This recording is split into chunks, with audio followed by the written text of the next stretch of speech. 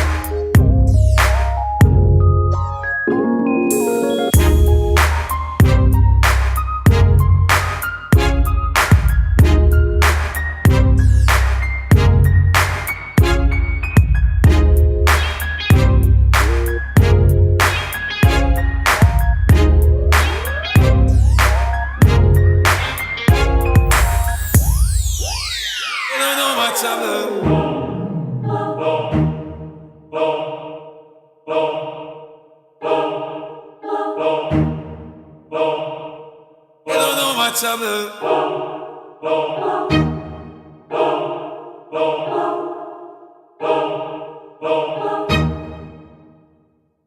You don't know my trouble, trouble, trouble,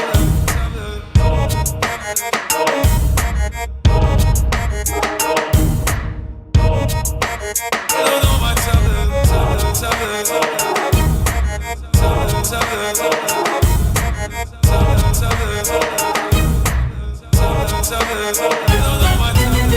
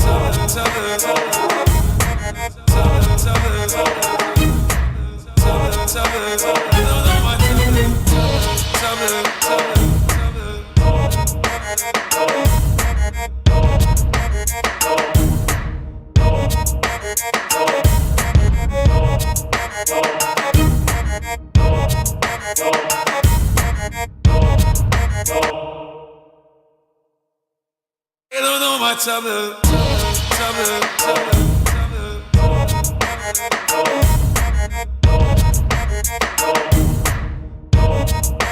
you don't know my trouble, trouble, trouble, trouble,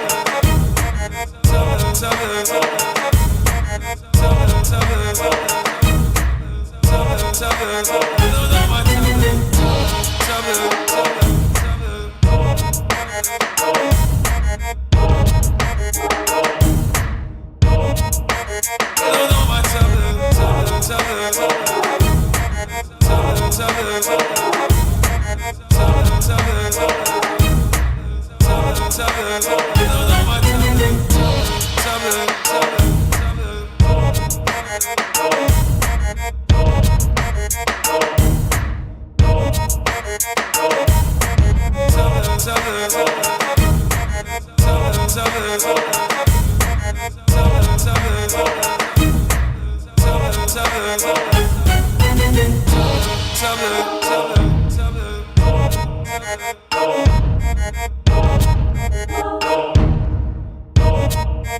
You don't know my trouble, trouble, trouble, trouble, trouble, trouble, you don't know my trouble, trouble, trouble,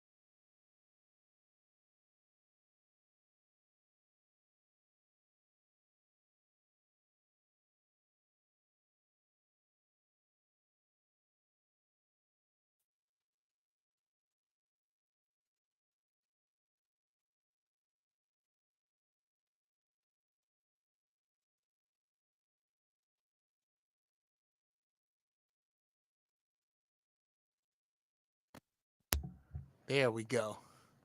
All right. Might help if I turned the mic on. That would do it. Uh, what's happening? What's happening? What's happening? Hey, hey, how's everybody doing? Welcome to Giraffe Balls. He is I, and I am him, your Uncle Jeff. Let me know how I'm sounding out there. Can y'all hear me good? Everything good? All fucking 80 of you? Happy to see you here. Bam! There it is. Holiday pounce. Got to get rid of it. What's going on? Let's fix the. There we go. Turn the mic up a smidgen. Get off. Oh! Oh, people. The horror. Oh, I almost broke my bone. Thank you, Lord. Hold the Boko shot. There is a God. I knocked it over and it didn't chip or break or nothing. That's a good bone. That's a good piece of glass right there. Let me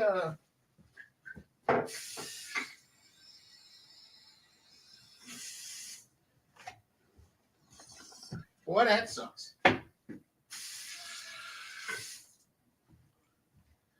Boy, does that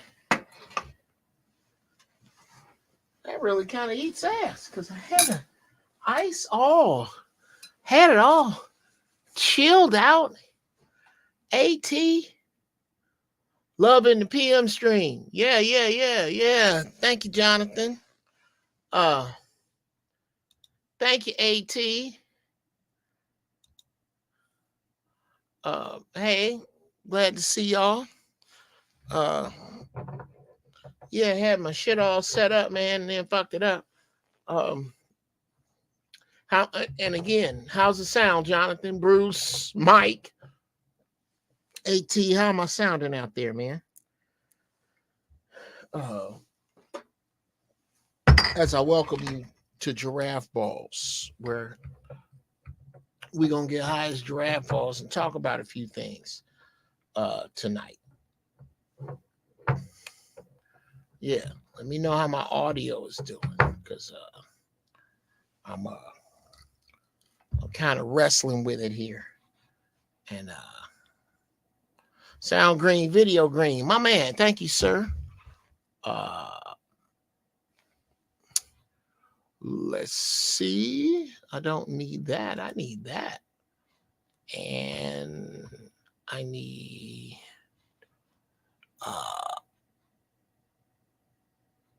this, which is what I thought I did.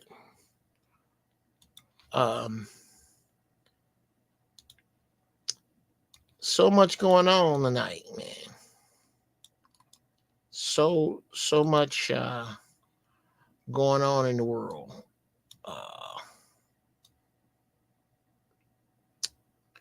And please know that as we move forward, for those of you who haven't been here, that here in the Peace to the Balls sphere, we about the truth, and we don't care who it hurt. That could be me. Everybody get their turn in the barrel.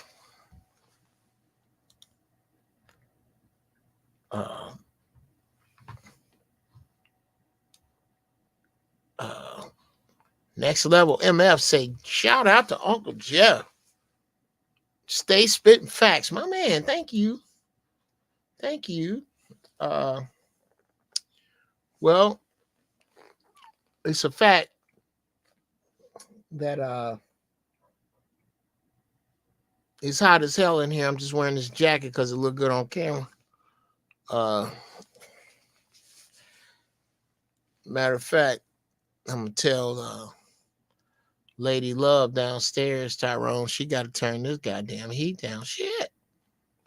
But yeah, I welcome you to Giraffe Balls, where the term is peace to the balls, P2B. Put a P2B in the chat if it's your first time, P2B1.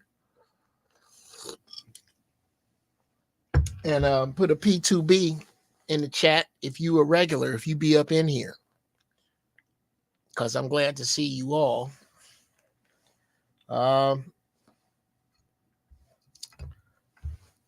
What else has been going on?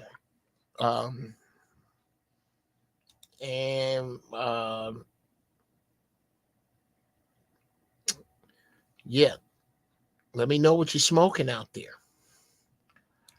Me, today's strain is 50-50 Dave's Homegrown and Mullen. Shout out to my boy Dave, who has a homegrown strain I like to call hot air balloon. Because this shit right here, it hits almost like an edible, but nice. Like you don't get it right away. It don't pull you up right away, and it don't shoot you through the ceiling. You just look up and, hey, is that the earth? Yeah, like that. Like that. Sneaky.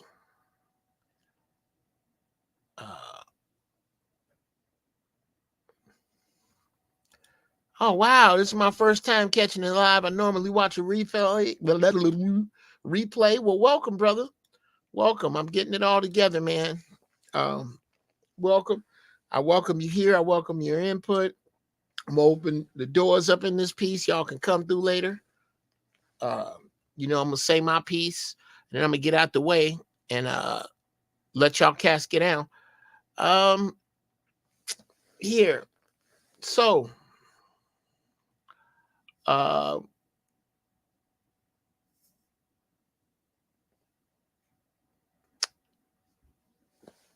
if you got your shit, let's smoke them. All right. Then I'm gonna answer that question there, Jonathan Earl. All right. Bottoms up.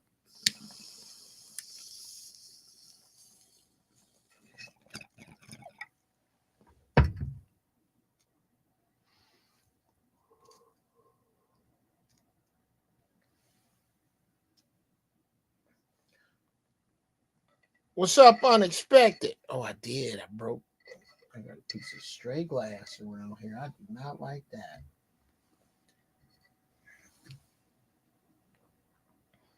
Big Daddy don't like no stray glass. Because they don't make no songs like these, period.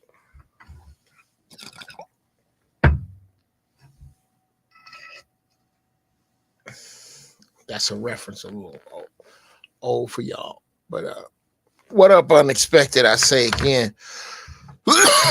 Ooh, that's good. All right. Now that I took the first pull, and it's my lucky number 13. Are you in here?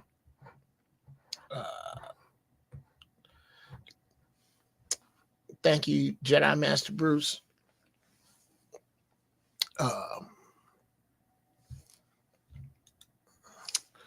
Yeah, hit the like. Like ought to be the cover charge, man. Come on in here. Put your like down. Now, let's get at it.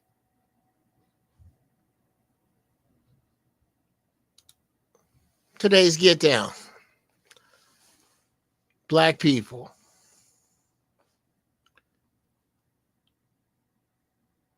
Is this the best of you? I mean, really.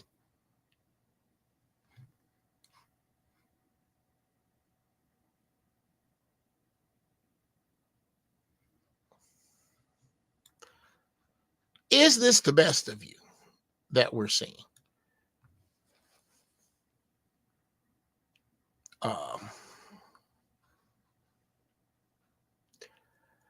And let's see, where was it? Okay, yeah, that's one of Jonathan Earl questions. I'm gonna go back to your question there, Jonathan Earl. You got some good ones. Hold on. Put them up. Peace and love from Chicago. I gotta stop for the go, bro. Woo, that's fine. Gotta stop for the go. Okay.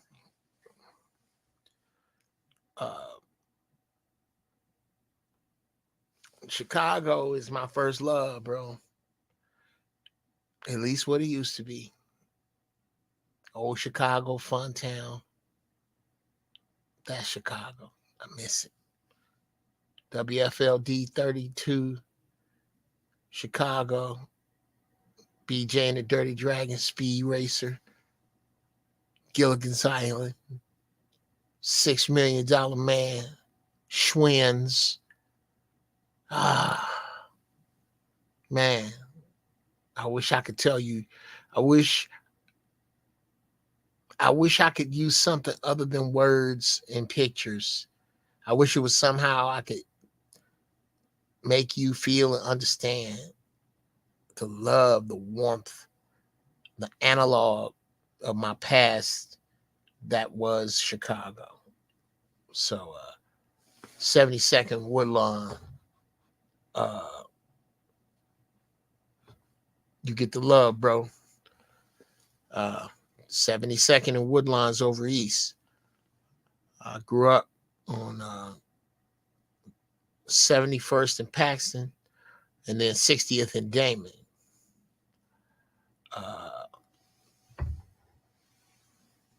So, another pull for the Chicago, for the go.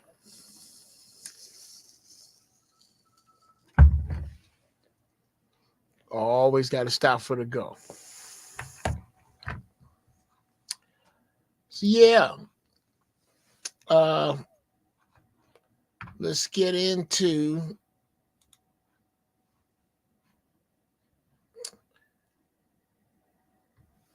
Black people.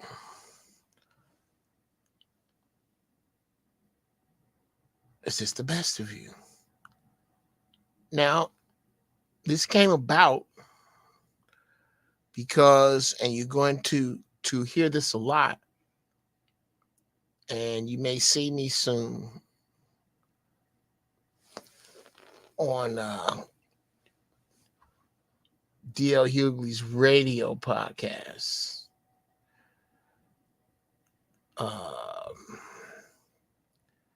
Coming up real short. You're going to come up real short. You're going to see it. You're going to like it, I think.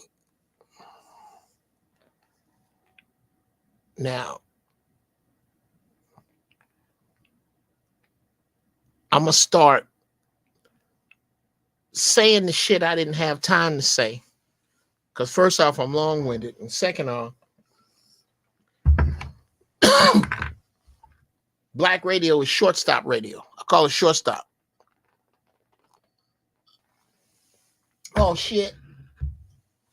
Another Jedi that stopped in the building, Brother Malika. Hey, man.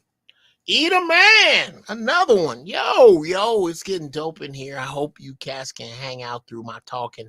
You're absolutely invited and absolutely welcome to the chat when I get through talking shit, which should be quickly.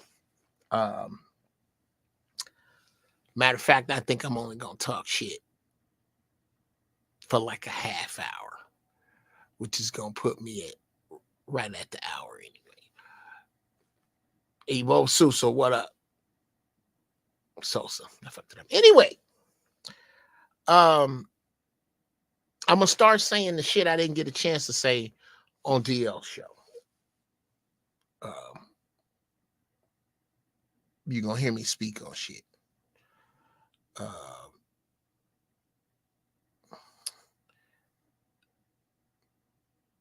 One of them things is we were discussing there's a viral twerk video that if y'all got the link to, please drop it in the chat so I can bring it up, of these young Black girls about, and nobody 7 in the video. And they're twerking. And I went looking for that video. And what was crazy was that I couldn't find it. I couldn't find it.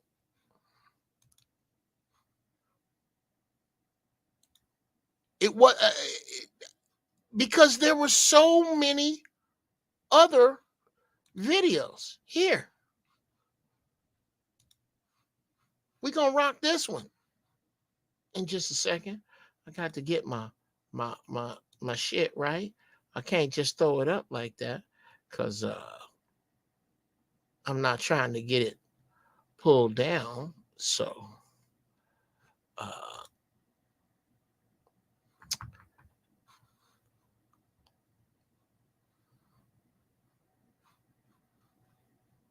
I'm not gonna even play no music under this because that's a little creepy to me.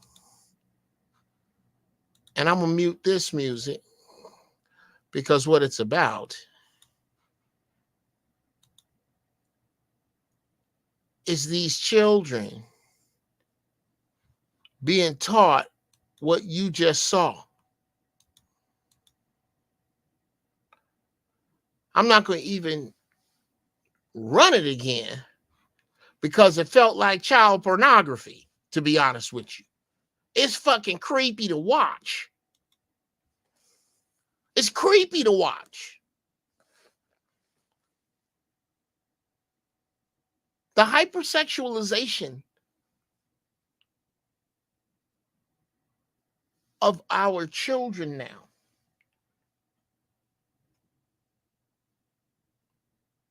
It's an absolute proof of the erosion of the fabric that is supposed to be the deep, loving, strong, wise Black village.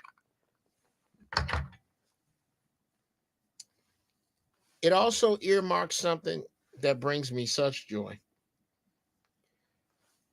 the destruction of the Black family. It's the best thing that could have happened to Black people.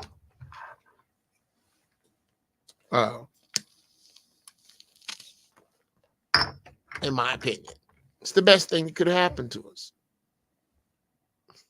So, what the fuck are you talking about, Jeff Brown? The destruction of the family, yes. Because Black people don't come from families. We come from villages. This is why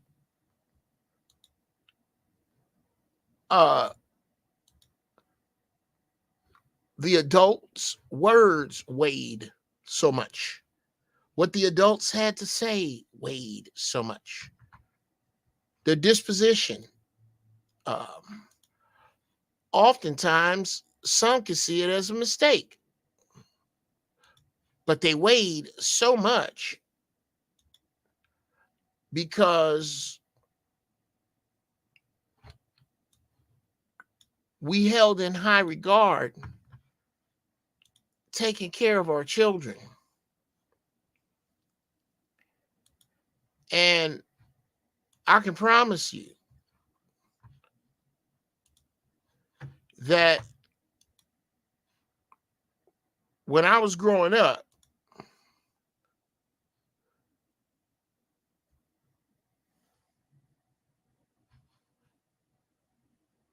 this wasn't going to happen in front of no kids. In front of kids?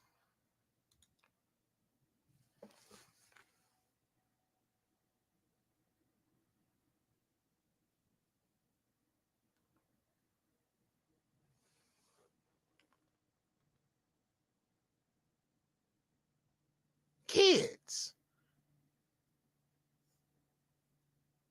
The attack on your children's innocence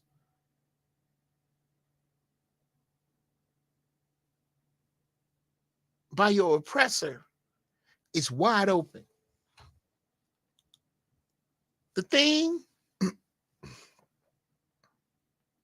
that they have tried so hard to kill in every other way, they are now going at blatantly. If I wanted to embarrass you and confuse you and demean you, even as an adult,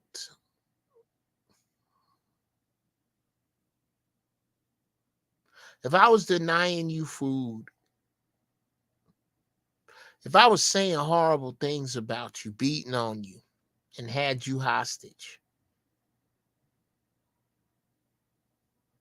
if I was doing all that,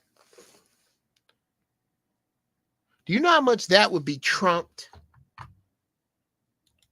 by simply, I don't know, having sex in front of you, um,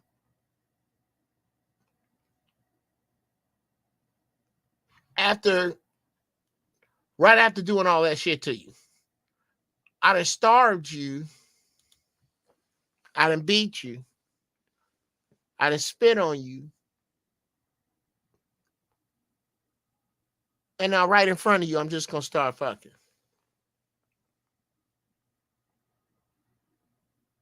I am trying to insult and confuse you on every level. Well, that's what's happening to your children. Because we have let our oppressors teach them. As if we don't know better.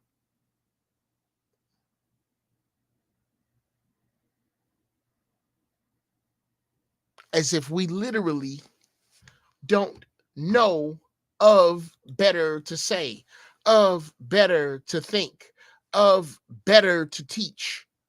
We don't know better. Really? You don't know better than to have a drag queen gyrating in front of your children that on some level resonates as okay with you? Not your senses.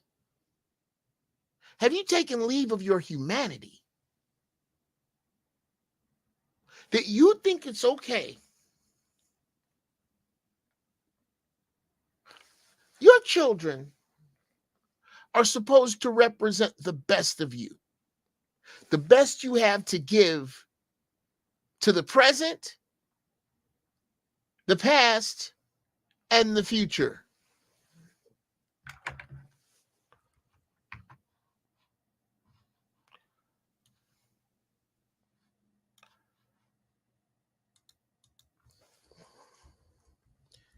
Yeah.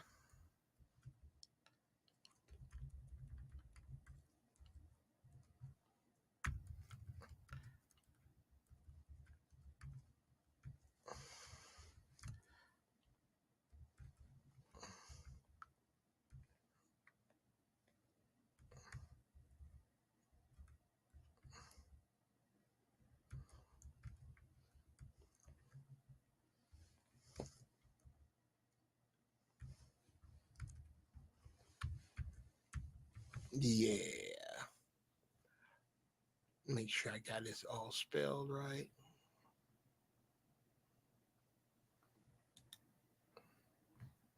Okay. I promise y'all, this shit I just wrote is going to make more sense when I break it down. Because right now, it doesn't read like it should. Your children represent the best of you as evidence of the ghost of you past.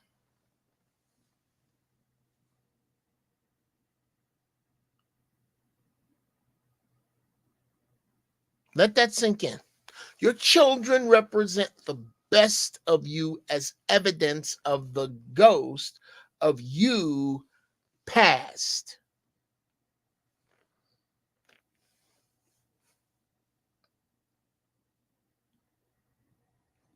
To your parents, to your grandparents, to your great grandparents, to your great great grandparents, to your 3 times, 4 times, 5 times, 10 times great grandparents, there stands your son or daughter. They are evidence of them.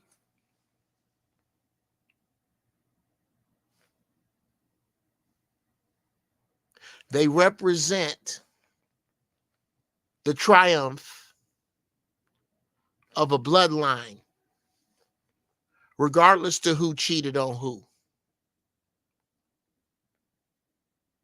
regardless to the break off.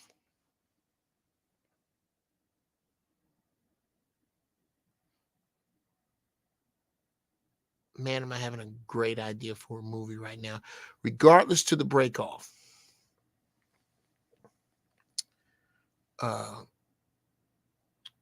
Yeah. This is a dope ass idea that I can't share here.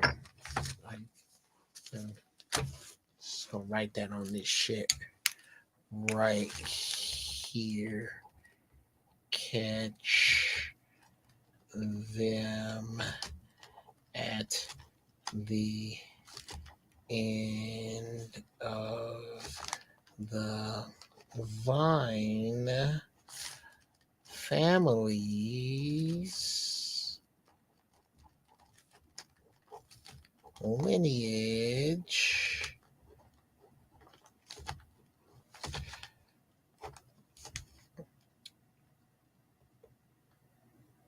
family tree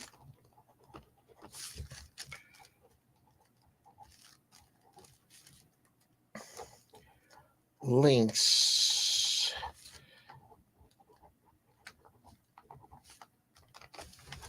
okay. Now, the Ghost of You Past, they represent the best of all those people. The cosmically picked sperm and egg best.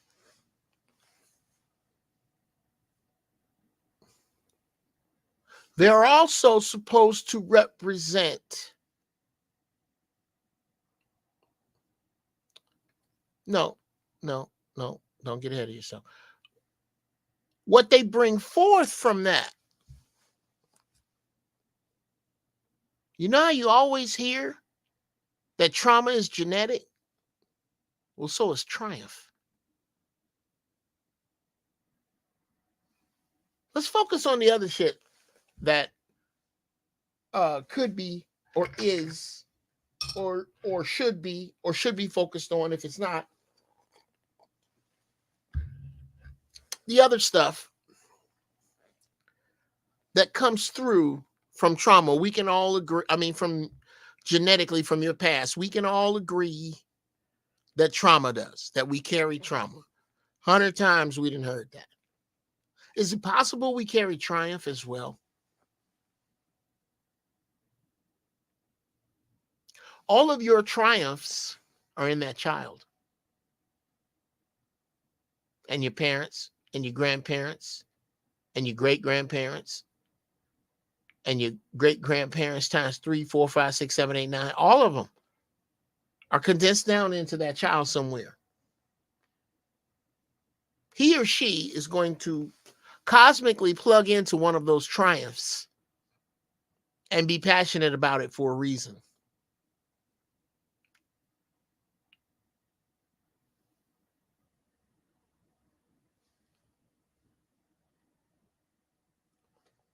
From the best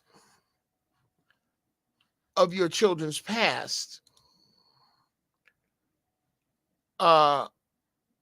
comes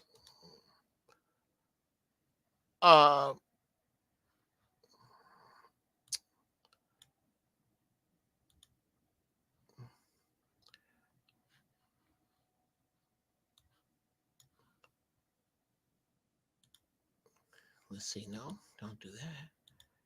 Put a star on it. Oh, that's right.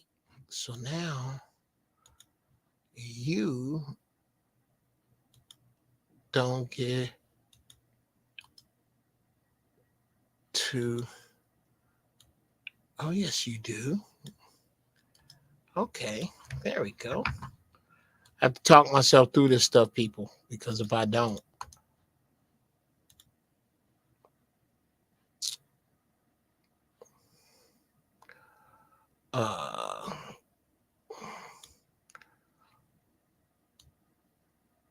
yeah.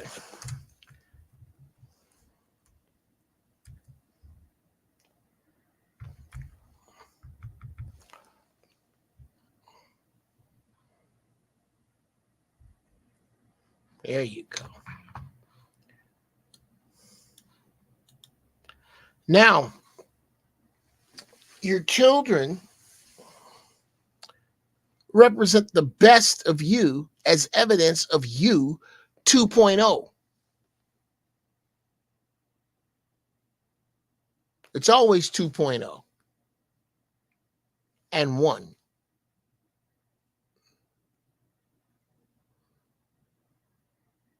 Because you are one of a kind. But this is what I'm bringing forth.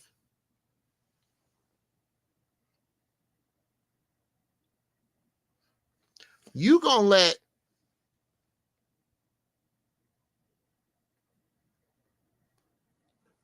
the bad shit, and that's your job as a parent.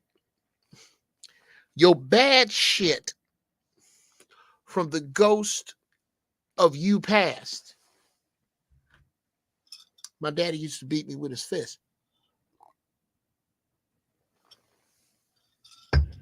My mama abandoned me, told me I wouldn't be shit, left me outside.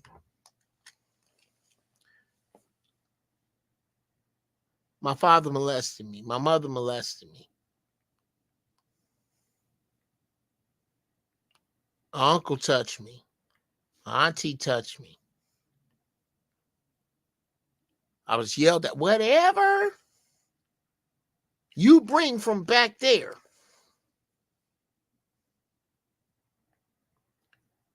it is your job to find it in you and shelter you 2.0 from it. You are supposed to keep that shit off of them, away from them.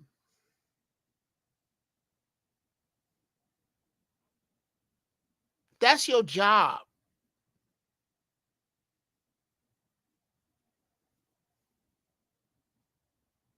Your number one job is to protect them now. Your number two job is to protect them in the future.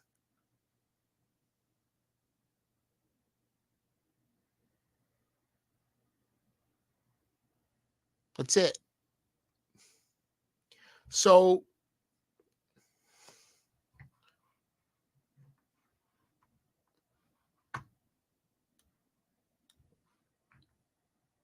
when Dead Pill,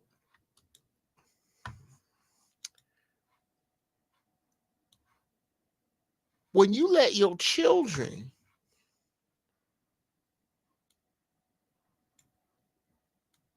do what you know is detrimental to them,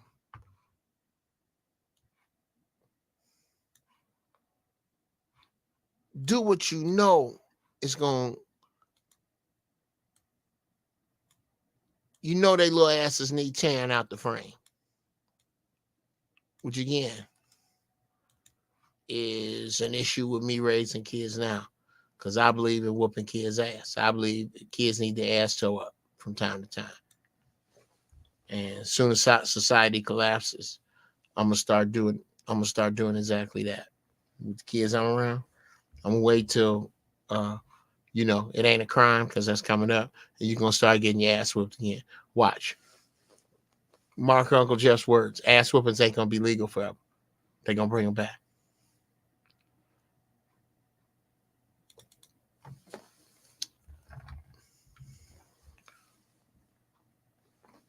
That's the one I meant to put up.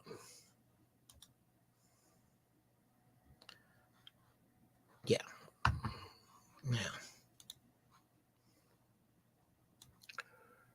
Also, your children represent the best of you as evidence of the ghost of you future. Let's talk about the ghost of you future.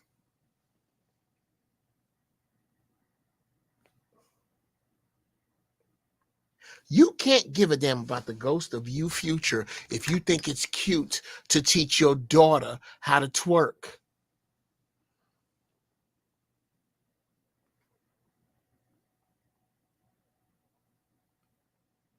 Your baby?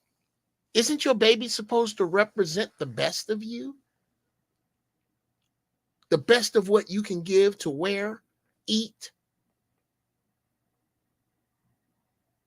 study, play, sleep, enjoy, learn, suffer. That's your job, right?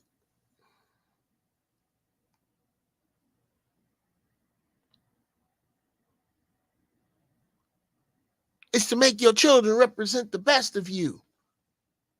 That's what I believe we're all supposed to be doing.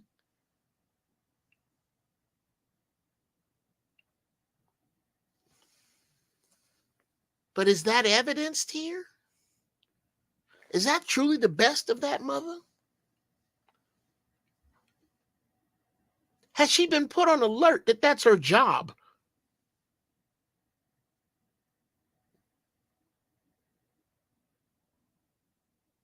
Does she know that the best of her is supposed to be teaching the best of her child? And does she believe that's the best of her? That's the question to ask yourself. We're going to shift out the kids' gear for a minute. When you fucking up and you know you fucking up, which is pretty much every time you fucking up, ask yourself in the mirror, yo, nigga, is that the best of you? Is that the best of you?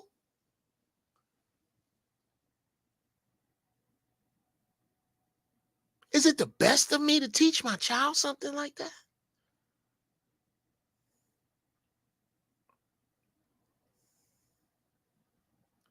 And if it isn't,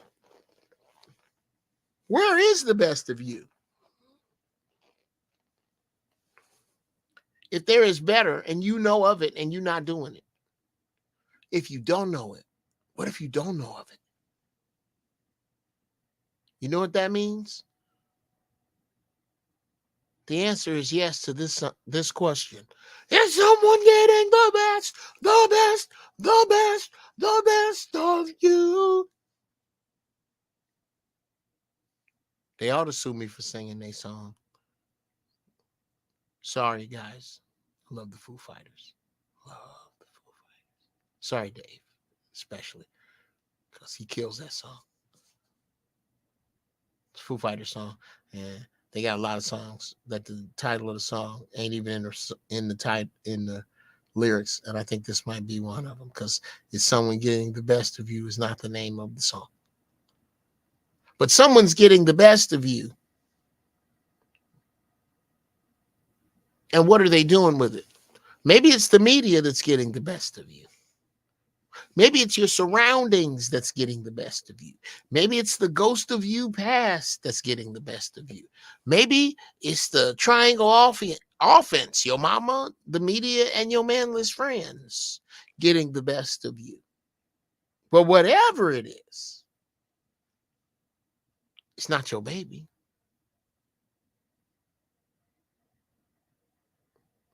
Sometimes that's what they're asking us. Is someone getting the best of you?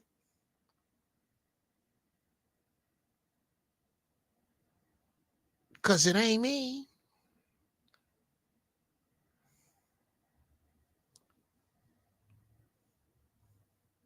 It ain't me.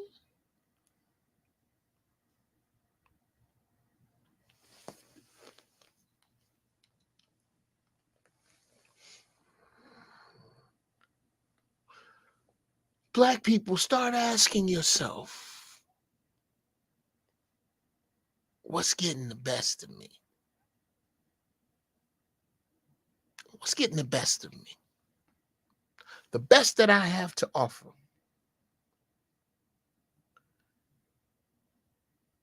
You know who deserves the best of you first? You. You deserve the best of you. Are you getting it? Is that the best of you? Is one question you ask you in the mirror. The other harder one is, am I getting the best of you for me?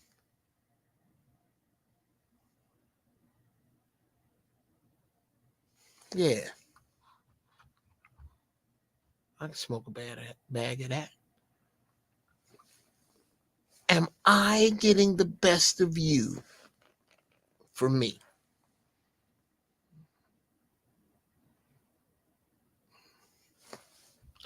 Let me see what y'all got up here.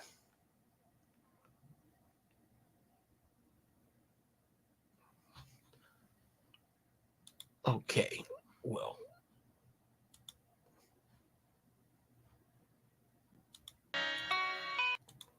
with that,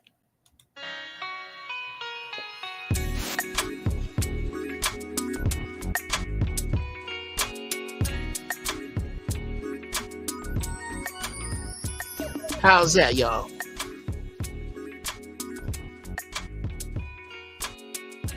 It's a joint called What Would Janet Say?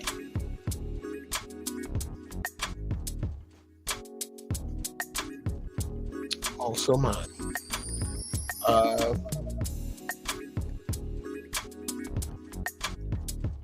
I'm gonna let that rock while I invite everybody in.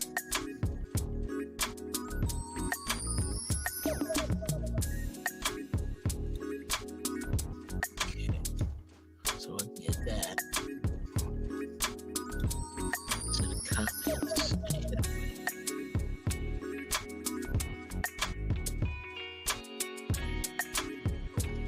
There we go. That's the link. Come on in. Let this joint play. And I'm going to go downstairs, refresh my teeth. Come on back. And we're going to get back up in it. All right? Be right back.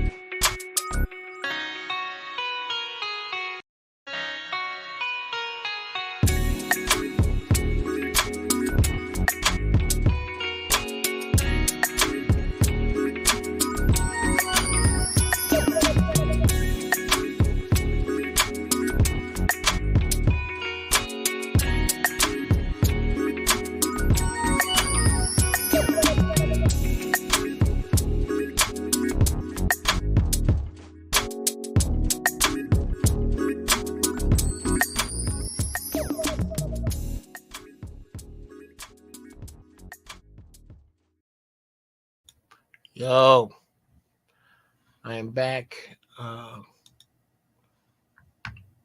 Put the link up. Don't be shy, Negroes. Come through if you so desire. And I'll bring to the stage my man Bruce. What's going on, brother? Welcome. Welcome to Giraffe Balls. What's on your mind? It's just another one of them other ones, you know. How you doing? I'm good, man. I'm good. I'm hanging in here. Busy as hell, but busy's good. Busy is good. Yes, sir. And with that, sir, speaking of busy, what's up with oh, did you get my music notes? Yes, I did. And what did you think? Apparently, you don't like dancing as much as I do. Or what do you mean? Oh, on the funky one, I said that you gotta go clean up something. Listen to that and clean up something. Oh, that's And see how hilarious. and see how you feel when while you're cleaning up while I was just playing. But mind you, I'm gonna ask you this: Hmm. you listened to it right after we got off. Hmm. So did you listen to it again since? Hmm.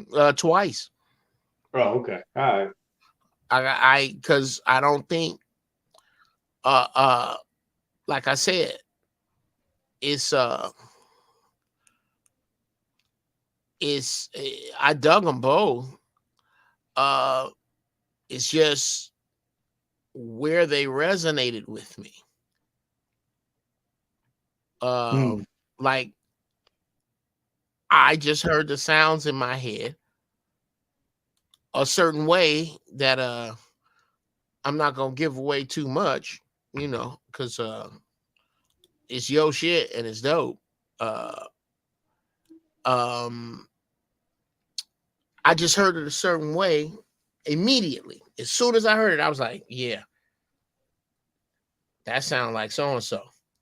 Yeah. And what would so and so do? Well, he would do this and that.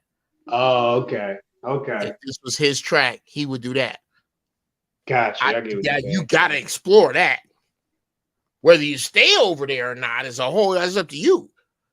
But when a master does it that way, you gotta try that way. You have to tell yourself why his way doesn't work. When you consider someone a master, you do yourself a damn, Jeff Brown. If you consider somebody a master at anything, you do yourself a disservice if you do not question what you do different than he or she and examine it. Not to say they're right or you're wrong or vice versa, but if you consider that person a master at a particular thing and something you do is akin to what they do, you got to ask yourself why you disagree and be able to fortify that disagreement in order for it to be valid because you're working with a master that you have agreed is such. And that's in it. I don't give a fuck if it's underwater basket weaving or fucking, I don't know, being a fluffer on a porn movie. Whatever. If there's a master ahead of you and you two disagree, you have to examine your disagreement. You must. That's how you grow. Bro. Definitely. Um, definitely. If hmm. Okay, so like you said, then you examine why you want something the way you or because critiques are exactly what they are, Mm-hmm. right? Um, especially with art.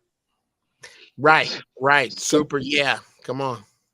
so it's an interesting thing because it becomes an interesting thing because to each his own with his crowd. Like Dave Chappelle said with comedy, it's as with the way comedy is right now is every genre of almost every thought process has a representative in comedy. All just about. Mm-hmm. They even got comedians leaving other countries just to come to America to tell a Chinese joke because they can't do it in China. Oh, wow. Yeah, they got people leaving countries where you don't get to tell jokes just to come and tell jokes because they don't get to do it over there. Uh, so like we was talking about one time when we was talking, me and my folks, we was like, because mind you, both of those beats came from beatboxing. Mm-hmm. So my folks that made it while I was beatboxing, and we throw it in instruments and we doing what we doing. Uh, that's how I tell him. I go, you, you paint what you paint, and then you find your crowd. Yeah, Now, and absolutely. that's where you get your issue. You don't always hop on somebody else's situation just based on y'all crowds might not mix. Absolutely. You definitely take heed in the words, especially if they a master for sure. So like if I'm showing something to Prince and Prince is playing guitar and he go, give me 15 minutes with it real quick. I'll be right back. I'm gonna leave for about a week just to see what happens. Like, Right.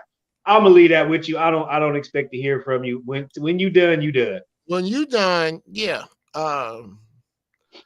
There's when Prince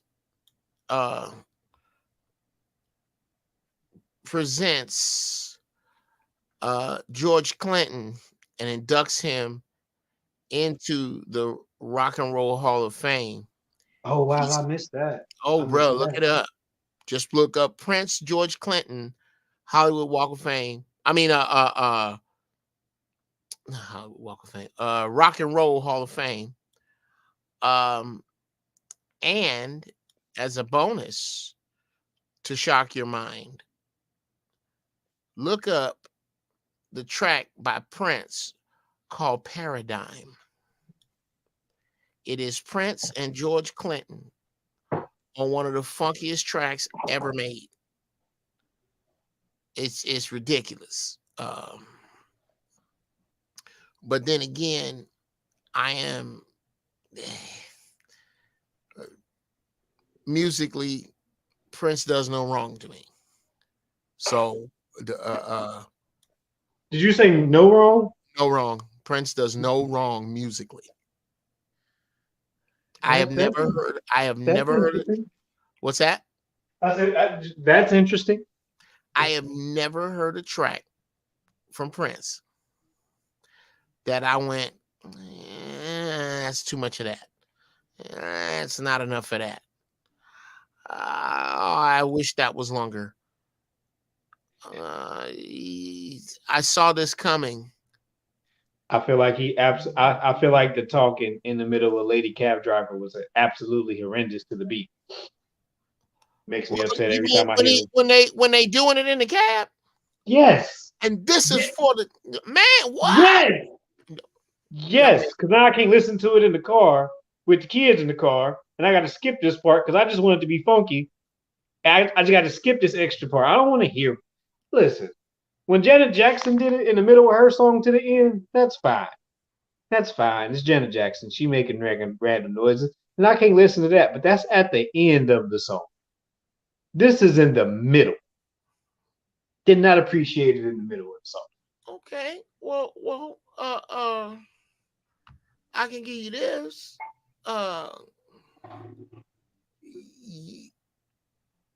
unless it's right around, as in before or right after the Rainbow Children album, you ain't got no damn business listening to Prince with the kids in the car. No way.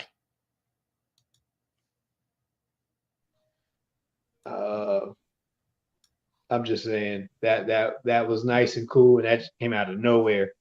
Okay, I just, Okay, you're right. That's a young man. I don't think that you just ever. came out of nowhere. And this is for I'm like, why is wait? Now they wasn't in the car, but I was planning on playing it again, and I forgot that had happened. Okay. Well, So as soon as I heard the talking, I was like, oh yeah, this got to go off. Why did he yeah, do this? I would say to be safe, don't play anything before the Come album. Everything after that should be good. You should be good because that's around I met him right around when he stopped swearing. Right around there. Okay. Now, I strongly suggest you got boys, right? Yes, sir. Okay. This is for those of you who have girls. This is a song by Prince called Pussy Control. Not only is it funky as hell, it's got a moral in the story for your ass that, and it's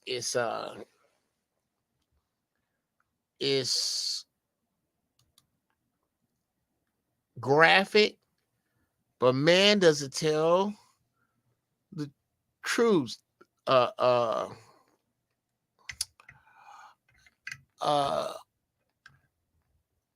Here's one of the lines in it. Pussy got money in her purse before she got dick in her drawers. And if a nigga didn't have good and plenty of his own in love, pussy never did fall. It's brilliant, but it's not something you want your 9-year-old daughter to hear. Your 17-year-old daughter, maybe.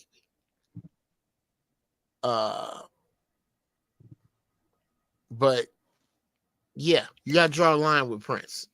And right about the Come album, everything before that, up for grabs. Everything out after that, unless of course you're gonna introduce them to jazz. Then look for Madhouse, Madhouse.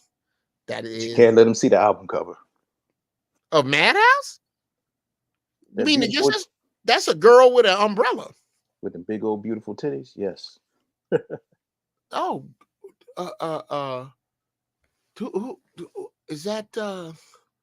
Malika chiming in. What's going on, brother? Peace and love to you, my brother. Peace and love to Yeah. you. You know, I had to chime in because you know you're talking about my man. Look, Malika, you don't understand. You don't understand. Prince is easily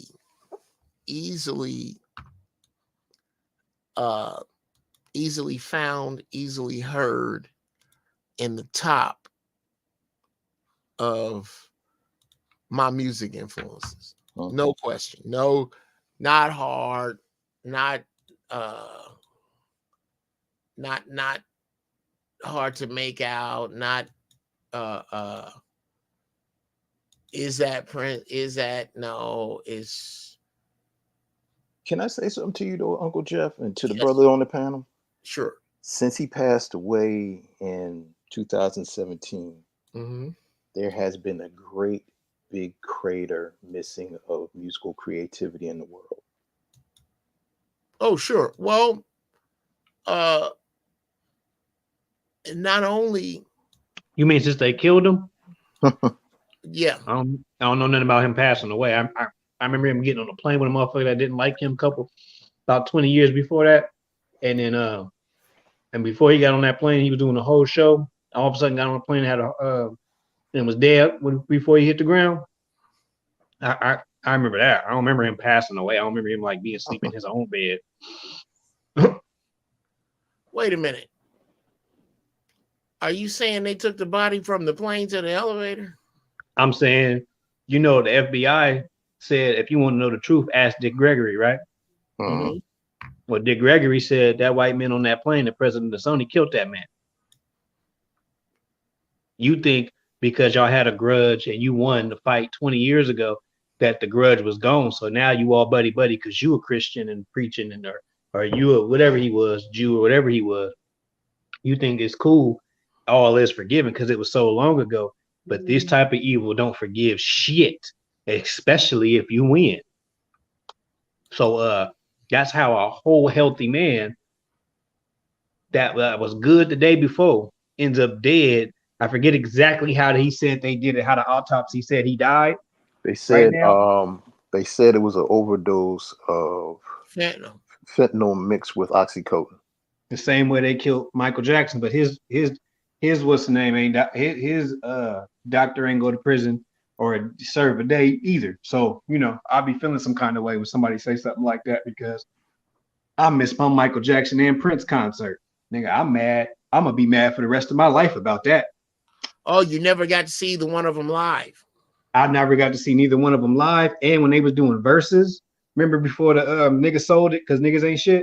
Because rich niggas that like white people too much ain't shit. They sold verses. Yeah. And then it became ain't shit show after ain't shit show. So they don't even do it no more because it don't make no money because they kept fucking it up on purpose. Yeah, that type shit after the white people bought it. How niggas, Yeah, the same commercial formula that follows all our stuff.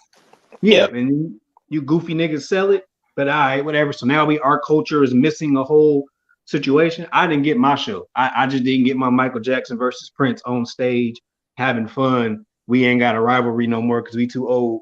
I mean, they probably still gonna have one because that's the type of motherfuckers they was. But still, I didn't get to have my show or see neither one of them because you killed them. Fuck y'all. We all missed the eventual old Prince and Michael Jackson embrace. Yep. Even if I didn't get the show, fuck it, I would have took that. And you fuckers killed both of them. Fuck y'all. How dope would it have been to co-sign what Bruce is saying? How dope would it have been to see them both come out on stage to present something to and or give the symbol of approval, pass the torch to Bruno Mars, and then announce that the three of them was going in the studio together. Holy shit. But like the hardest line that I've heard in hip hop in the last 15 years, at least, the hardest line came from David Banner. And David Banner line was this: Michael Jackson turned back black and then they killed him and dropped his CD. Damn. The hardest line in hip hop thus far since it's been said. And a nigga from Mississippi said it. I just, you know. But yeah, and ain't nobody go to jail for neither one of them bodies. Neither one of them bodies, neither one of them white men went to jail, prison, or served a day, ain't got punched in the jaw, ain't got pinched. I just feel like it's my civic duty. Well, we will hunt those men down. When y'all elect me your emperor, that will be one of my first orders of business. Oh yeah, the first year of the purge. Oh yeah. Sure. I will bypass all local problems for the first year of the purge, finding them. Yeah, y'all got to come out here as soon as we can set up a deal for pay-per-view. Absolutely.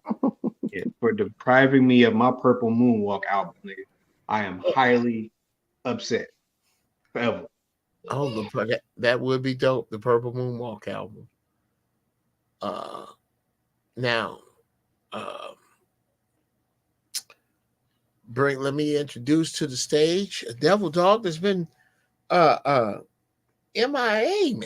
I don't know where this dude has been, but it's good to see him back. Brother Jonathan Edwards, how are you, man? Good, brother. Hey, hello. Man. Yeah, I'm good, brother. How are you? I am well, brother. Good to hear your voice, man. How's everything? Everything is everything. I jumped in. I said, "Damn, I didn't get a chance to holler at my boys recently. I've been working this little third shift thing, trying to add a little resources to the kitty. You know what I mean? Oh man, you better go get that break. You know, I did. You know, so I'm actually sliding on into home now. I'm done. So they had a little break. They said, "Y'all can go." I said, "See you later." But the Prince, Michael Jackson, I don't know if that was gonna be possible. I know it would be, you know, ideologically, yeah, we would love to have seen them come together, but I think creatively, you know, there was still some angst between the two of them. You know, Michael had been anointed the king, and he lived in a kingly manner. It was his way or no way at all. Even if you look at the last tour he was getting ready to go on, Michael was micromanaging the hell out of that whole tour. It was his last show. So if that show would have went off, I don't think that would have been an entry point for Prince to come and say, hey, look, let's do the purple magic, or whatever the brother just said. I don't think that was going to be a possibility. Well, here's where you're both right. I don't think that would have been a possibility had This Is It been a huge hit, which I no doubt it would have been, and you tried to do that with him and Prince on the heels of it, because Prince ain't gonna want to come on the heels of that. Exactly. I'm talking about you doing your thing, Prince doing his thing. Y'all niggas ain't gonna be 78 still talking this shit. No. At some point, you are going to put those swords down and go, there is no rivalry between us anymore. What No, more I don't. we need to I do agree. at some point? And I think at that point, it could absolutely happen. I would have took this. It's okay. So fuck a concert or a tour, right? I would have took the interview with them two sitting down and chopping it up. Oh yes. Because you know Just what I would have loved to see, brother? I would love to see two masters and geniuses talk about music And their and how approaches. and how the way they would do stuff. And you know what I would just love to see? Just if Prince was playing something, just playing, the brother could get on the piano and Michael Jackson just sing a few bars or something, I would have been happy. Yeah. You know, and if they did that online, that shit would have been as high as Shay Shay with Cat, man. Higher. but that's what I'm saying. You get somebody that's gonna sit and let them chop it up and maybe ask a question here or there. The game and the You know who knowledge could that have they gotten it had, together? the You game know and the who did knowledge. it? Say You again? know who the people that could have done that, but I could tell, but even though that this person's a gatekeeper and they would kind of fudge it up in a certain way, Oprah could get them together. But the thing is, Oprah has a big enough ego. We can't even call that. We can't even talk about that pedophile about nothing no more. Nah, brother, I gotta push back because Oprah had did too much damage to Michael. Yeah, Way that's what, too much damage to Michael. and She that's she what. Michael was not gonna go near Oprah ever again in life. After she went to Neverland and pulled that stunt that she pulled, Michael Mhm. was radioactive to Michael. So that shit wasn't happening. Oprah wasn't gonna be nowhere near that conversation. And that's why I No, was, no, no. and that's why I was saying for her being a gatekeeper, that wouldn't go well. I mean, but now, if it was today, if it was in today's time, you know, 14, 15 years ago, This Is It was supposed to come out. Prince probably would have put out a few more albums, and these are elder statesmen within music. These men be in the mid 60s now, and how the way the internet is now, if these dudes had an interview and they were talking, and just who's who within their circles would love to just have them two talk, and people that we would know. See, and here's another thing: you're having Gen Y and Gen Z, they know who they are, but then they don't know really who they are. And then you just start having a whole nother generation to really see who these two cats are and the magic and just what you realize they were born. You gotta understand something, man. Like Uncle Jeff said, Bruno Mars, um, Chris Brown, Usher, they looked up to these dudes, man. I mean, just what these guys, just like I said, if Prince was just sitting at the piano and just playing around a little something, and Michael just started to sing a few bars or something. I mean, not just them.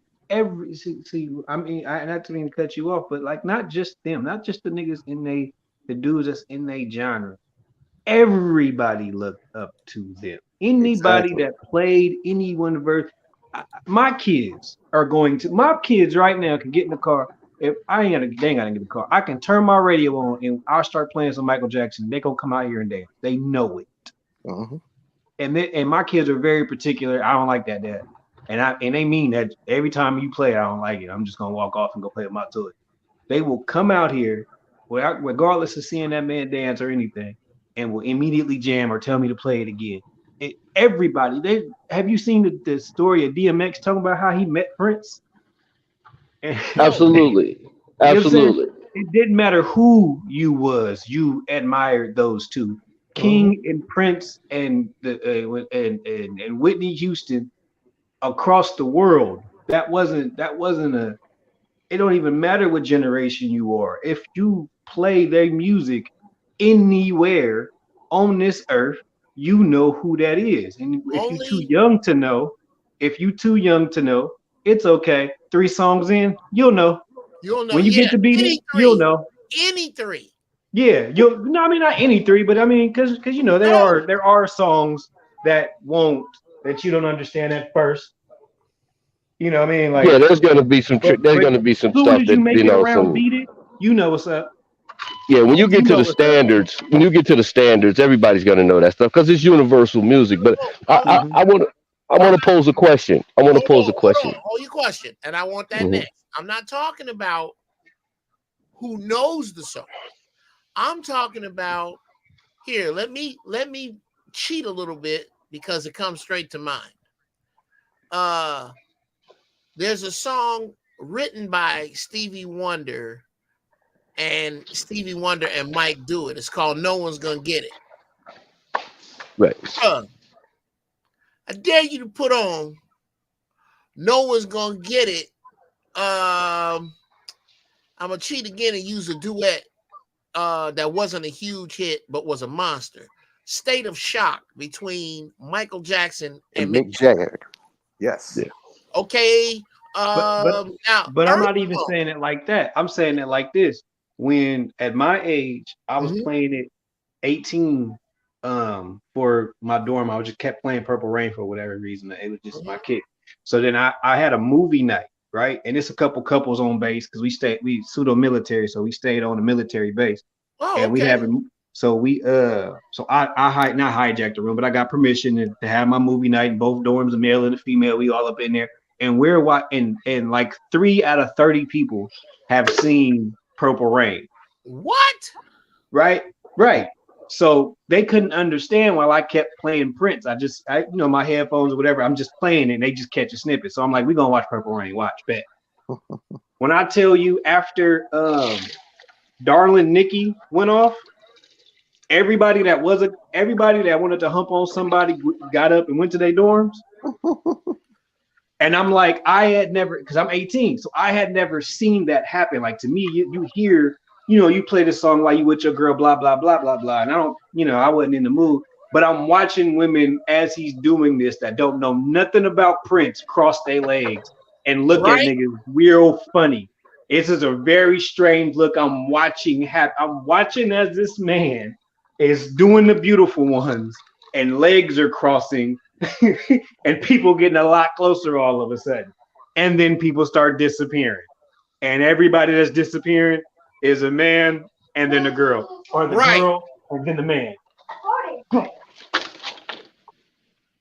So Right. it's Uh, real. the It's whole it, they were doing the whole pairing off, disappearing. Nope, we're not fitting the screw, not us. Leaving. Yeah.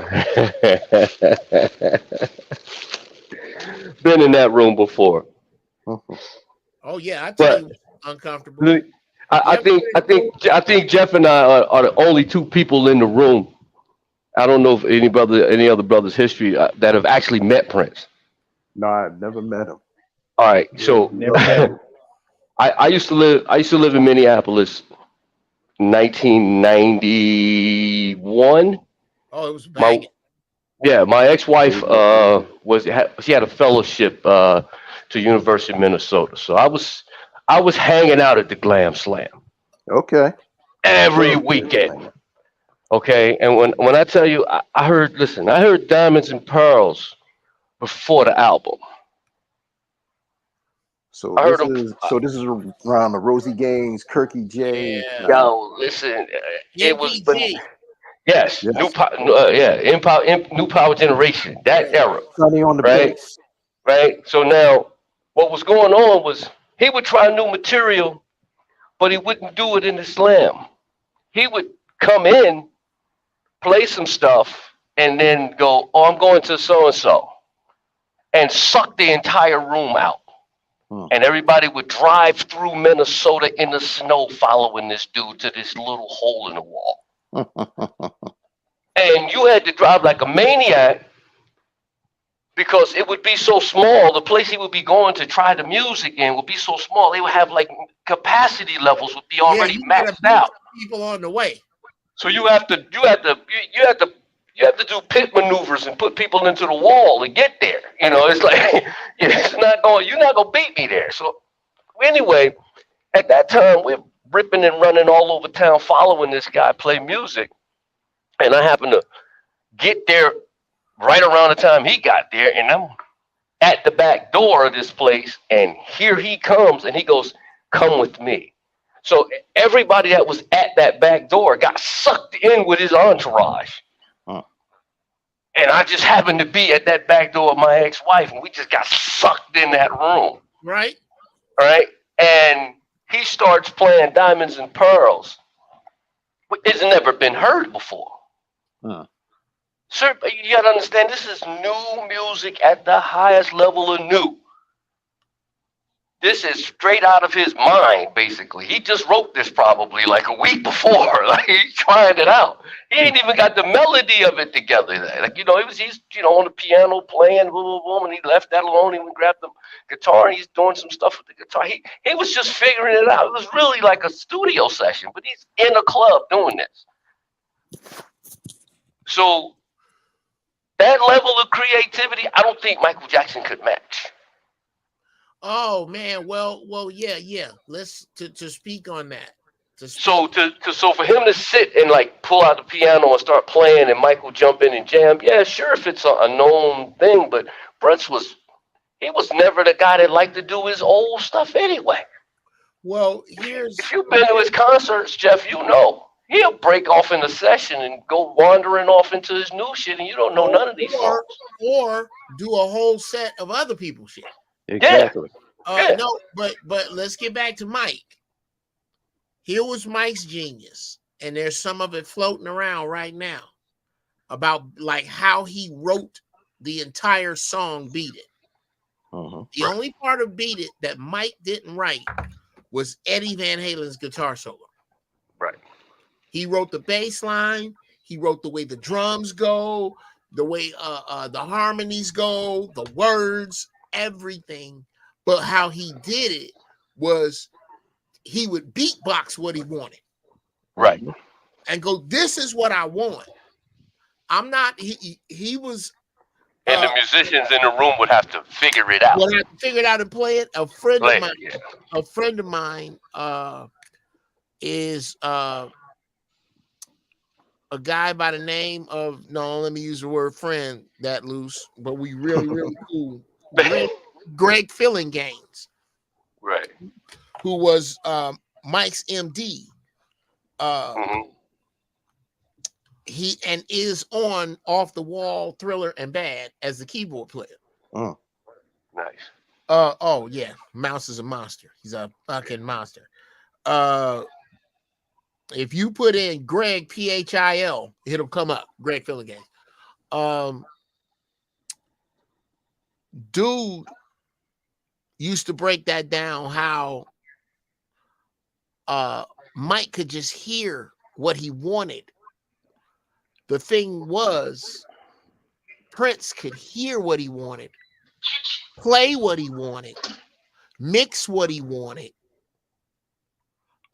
record what he wanted, dance and perform what he wanted, and could play everything Mm-hmm. So it's almost like comparing Iron Man to Batman.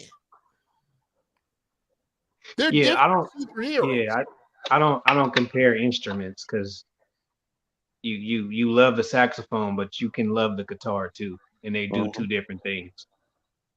Yeah, yeah, well put. I do have a question because I ain't never went through like Prince's all the Prince's credits, Okay. but I noticed so Prince. I mean, Michael Jackson had songs written. He would have songs written for him sometimes. Oh, Mm-hmm. a lot.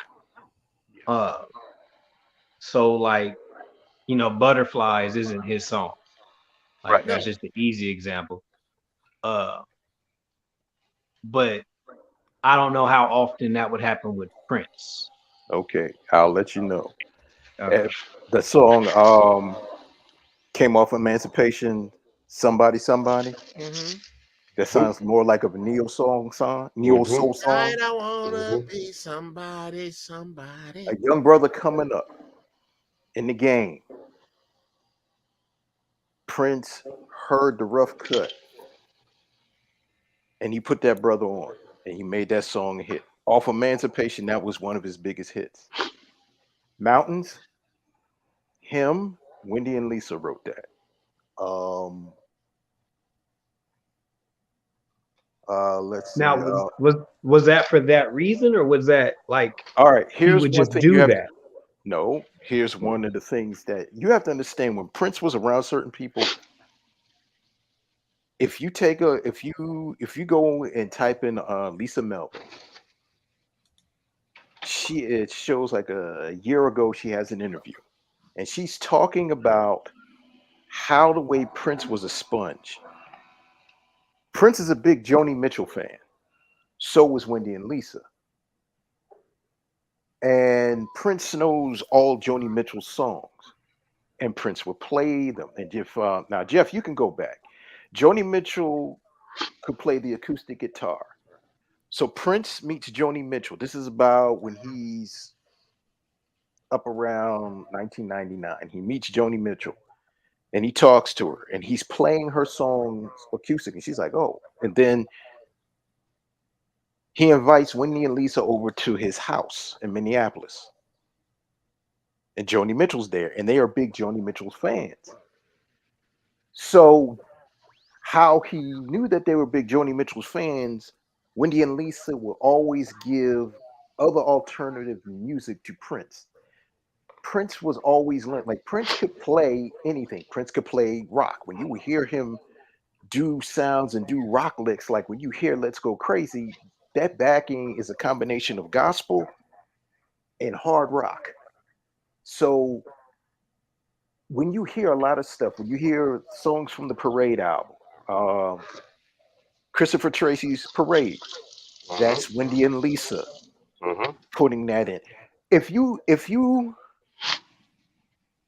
Wendy and Lisa after the Parade album and Christopher Tracy's parade. after that album and after that tour and after the Cherry Moon movie, the whole old big band split. And that's when you have the Sign of Times album. But that's when Wendy and Lisa go off and they start doing a lot of soundtracks and they put out their own albums. Seal. Yes. Yeah. When they started doing their production, if you listen to how their music is now and you listen to how the way Parade is, you could tell that's heavily influenced by them. A lot of different stuff that people have written. I'll give you one song that's not his, and that's very controversial. And Jeff could atone to this. Kiss. Kiss. See, we both said it. Yeah. Kiss belonged to the family. No, it didn't belong to the family. It belonged to Maserati. Oh yeah, I'm sorry. Yes, exactly. Thank you. Maserati. Another funky ass group under him. No, it was under Brown Mark. Remember, Brown Mark was producing them. Remember? Oh. All right, the story about Kiss. Yeah, that's not the way I heard it, but yeah, okay. I mean, I heard Brown Mark was producing them, right? Mm-hmm. Um, they had, if you go online, I remember hearing the original Kiss when we would go up to New York. I'm from Philly. We would go up to New York. We would go into the village and we would just go get bootleg records and bootleg cassettes, and we would I hear. grew And up I in Newark, bro. I know what you're talking about. so I would get. I heard the first original mix of Kiss by Maserati, which is a very slow poppy song. Prince heard it. Maserati and Brown Mark go off. They go to eat. 30 minutes, they go 30 minutes to an hour, they leave. Prince comes back and he gives a mix of what Kiss is as we know. He just takes the song and says, "Oh, I'm gonna take this." And they're like, "What?" He's like, "No, I'm gonna take this." They're like, "Motherfucker." But how they gonna say something because they there with him? Right. It's his studio. Well, It's and his I tell you what, as long as they didn't get screwed out the publishing, it's a little hard to complain about that one. yeah. Yeah. And Brown Mark to this day, he will talk about that. But before Brown Mark and before the internet, that was an urban Urban myth. urban myth, a black urban musical myth or a musical myth. And Yeah. it was See, my thing wasn't that. So they both did it. Uh, they both did it. Okay, because I didn't know. Because I got a couple friends out, but I just never looked through their credits to see how Right. often they might have done it. Because I'm like, uh, when you look on the back of Sheila E's albums, her first album with Glamorous Life, when you see the title Jamie Star Productions, that's him. When you see the back of Madhouse albums, when you hear Alexander Nevermind, that's him. Who else? A lot of different. I'm sorry. Go ahead, brother. Camille. Camille. Exactly. Whenever you see Sign of Times album, mhm. because remember when Sign of Times came out, he would put out 12 inches. I remember when he put the 12 inches out, he had clear plastic 12 inches with stickers on it. On the side that he would play La La La He on the that was on the flip of Housequake. And they would say produced by Camille. But also at the same time, beef after Sign of Times comes out, the Black Album was supposed to come out. But then back then it was too controversial. So then he makes Alphabet Street. I mean, not Alphabet Street, Love Sexy album. Then he goes and makes the Batman album. So these were 3 consecutive albums that came out within a 2-year span. The best Batman soundtrack ever. Yep. I do got a question because y'all are older. Oh, he didn't kick himself out. Uncle Jeff be back. He be back. Yeah. So He had to go to the bathroom. You're muted, Uncle Jeff. You mute. I'm muted. Oh, Yeah, Oh, you there back. you go. you back. Alright. Back now? Yeah, Yeah. I just kicked myself out my own shit. Is that what I did? Yeah, you tried to kick us out and kick yourself out now. No, I actually was not trying to kick you niggas out just yet because it's not 2 hours of talking. It's some shit on the front. So I like to get a good honest two to start playing with the cut through. But there is a to get us back on screw the earlier point, man. We can always talk Prince. To get us back to what Bruce was talking about. Bruce, you are familiar with the group Heat Wave, yes? Yes. Okay. Are you familiar with the name Rod Temperton? Heard it. Okay. When you get a chance, you look up Rod Temperton songs. This white man was a musical genius. For Mike, I'm not going to tell you all the other countless hits he wrote. For Mike, he wrote Baby Be Mine,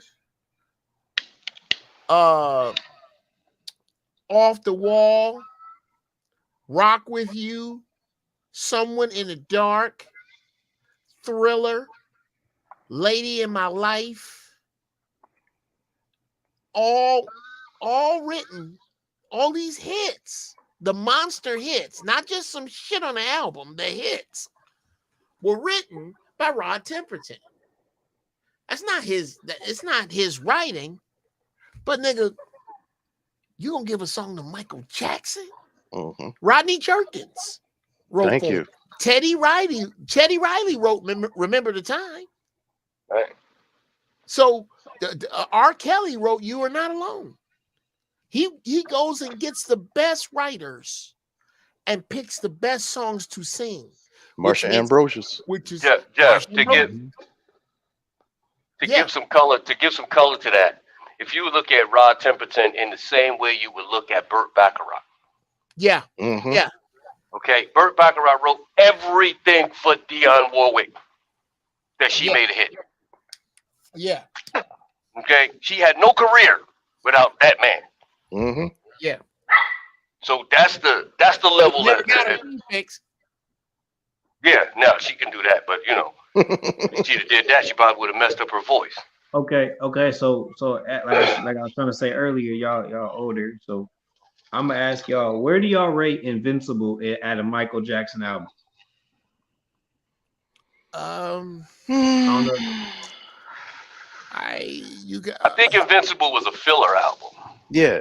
I think Mike was trying to complete his required amount of albums to try to get done with his Sony situation. Exactly. I was about to say he had that Sony contract. Wait a minute. Yeah. You said in the Invincible album? Invincible, yeah. Oh, yeah. So y'all remember what Invincible? Wow, you called it a filler album. Well, if you look at Michael's catalog, Mm-hmm. Invincible would be the filler. Everything else was groundbreaking stuff. I mean, Ghost wasn't groundbreaking.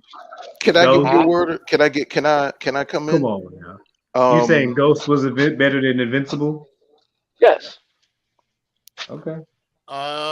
Music is subjective, though. I'm gonna have to jump in here. Carlos Santana and Michael Jackson has a song on that album. Okay.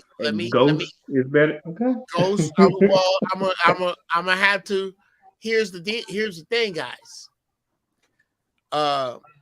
Here's why this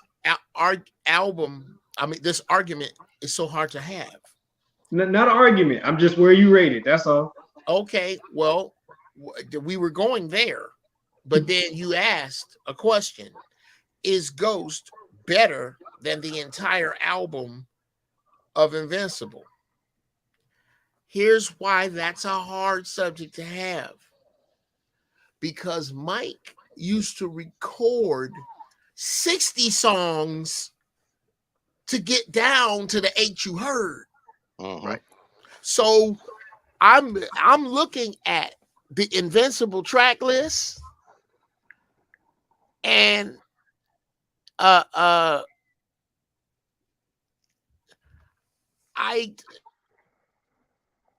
don't remember them all songs. These songs. Oh. I loved all these songs. Heartbreaker, Unbreakable, Invincible, Break of Dawn, Heaven Can Wait, Butterflies. But then again, fellas, I don't listen to music. I listen to music like a musician. Like I'll listen to it. I bet you I've heard Return of the Bump Squad by Prince. That's probably the song I've heard the most by him. I bet you I've heard that song over 200 times. Because I listened to it this time again for the 20th time. I'm going to listen to it for just the bass. There you go. I'm going to listen to it for just the snare. I'm going to listen to it for the syncopation. I'm going to listen to it for So you listen more like an audiophile would listen. yeah, Mhm. I'm really down Like the a rabbit producer. hole. So You can listen to it like a producer, yeah. when Right. you go down the rabbit hole with any Michael Jackson song, you will not be disappointed because he was the master of the rabbit hole. Mhm. So that's why as I put Ghost up here, bruh, I can argue that if you really want to look at it from an artistic standpoint, Ghost beats this album because it has a video. Right. But I'm not I can't, but that's not downplaying this album. I fucking love this album. I'm Invincible sorry, has I two may be videos it too. might different, but Mike Well, is see, we come from an era where if you liked it, you bought it, Mhm. and I have Invincible, yeah. right, on vinyl and CD, right? So, because I'm from the DJ crew, right? Right. So you know, it had songs on it, absolutely, that were, you know, acoustically, you know, percussively, you know, monstrous. But if you go into Michael, you know, and you start talking off the wall, you know, you start talking Thriller, you start talking Bad, and then you slide Invincible in there. It's like, Whoa, okay, whoa. What about Dangerous? Dangerous. Come on now. Listen, I was leaving that out. You know, I was leaving that one out. But I gotta You say know? this. But here's the thing: when I tell somebody this, right? I went back to school in my 40s, right? And like I was talking with these young people, and how the way we're talking now, I put Off the Wall. I let them listen to Off the Wall. Mm-hmm. Then like I put Thriller on. They like, yeah, I remember that because I said okay. Then I did Bad, listened to a few things, and they were like, okay. But then when I put Dangerous on, because when you hear Why You Want to Trip on Me, that snare comes in that Teddy Riley puts in, and them kids jumped, and I just started laughing, shaking my head, and I said that New Jack Swing never fucking fails. And Whoa. when you hear Michael Jackson just scatting to the beat, like how you said, Jeff, when he's just beatboxing, how the way he wants that sound. Mm-hmm. But then they're listening to Remember the Time, and I said, hold up. Then I go onto the computer, then I put the Remember the Time video on. Then you hear the break where they have the dance break, where you have the extra part, and the Yeah. kids were like, oh, this is fly. This was cool. Well, they were saying this is lit back then. I said, that's the magic of Michael Jackson. But then I put Butterflies on, and they said, which album's from this? I said, this is from his Invincible album. And then he said, my mom would play this song by that group Floetry. I said, yeah, the chick Marsha Ambrosius wrote this for Michael. And I said, what do you hear from her and what do you hear about Michael? She said, they kind of sound the same. That's why Michael chose that, because him and Marsha Ambrosius sing almost in the same octave, but Michael can go higher than Marsha. If you ever noticed that, just how the way that was. But That high part that's sung on this album, that's Marsha. Mm-hmm. Marsha singing the back, she's back in that part. At the end of it. Very high hook part you're discussing. Okay. That's Marsha. I did not know that. Thank you for Yeah. letting me know, brother. I did not Yeah. know that. Marsha, to really drill down on Mike, as you were, and to go back to Why You Want to Trip on Me. There are certain songs when I hear Mike sing them, they make me cry. Scream. I cannot watch the Scream video without being pushed to tears when I watch him and his sister get down together. Earth Song. I cry like somebody stole my bike every time I hear that song. They don't really care about us. That one doesn't hit me as much. Why You Want to Trip on Me? Watch the video to that. Oh yeah, I'm with that. But I'm talking about just from an auditory experience. So but why you want to trip on me? There is I want to say it's when he goes into the first hook, right there at the top of it, where he says, "So tell me." Mm-hmm. It's like he's begging for his mother's life. Mm-hmm. Like you can tell there's nothing left, that he's giving it all to the microphone. Mm-hmm. Bruh. Now, if you What I- want to see, if you want to see the youth respond to Michael Jackson with songs that they've never really heard, yeah. go back. Next time you get some kids around, not kids, but 20s and millennials, and get Yeah. them around Know it all. and put it right, and let them, have their moments and play whatever little goofy shit they're gonna play, and then put get on the floor Mm-hmm. on. Right. Just don't say shit. Just drop it, and make sure you drop it hard. Like you gotta have some good speakers, a good amp. Turn it up loud and let it come on. The beginning of it, bam, bam. They will immediately respond. They will move to dance if they have an ounce of rhythm in their bodies. Oh yeah, you can't. There's certain shit that I wish I could play it right now. There's certain shit you're not gonna sit still. You're not gonna sit still.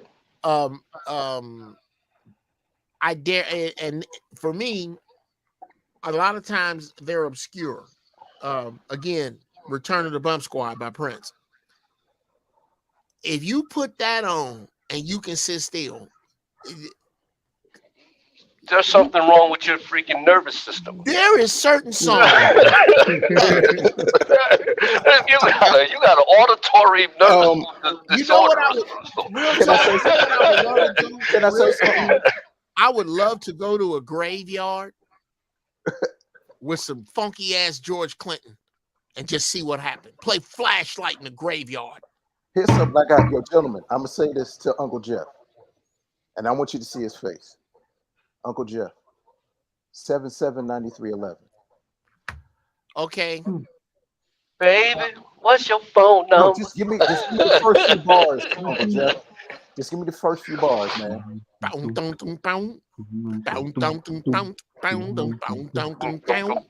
part.